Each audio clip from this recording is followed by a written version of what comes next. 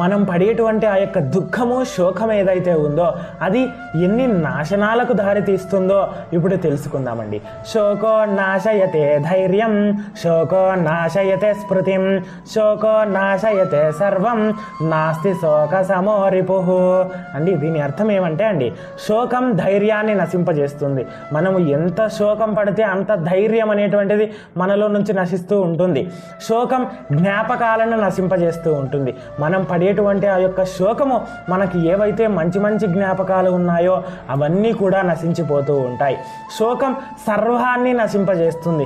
ఆ యొక్క దుఃఖము, ఆ యొక్క శోకం అనేటువంటిది మన దగ్గర ఉన్నదంతా కూడా నశించిపోయేలాగా చేస్తుంది.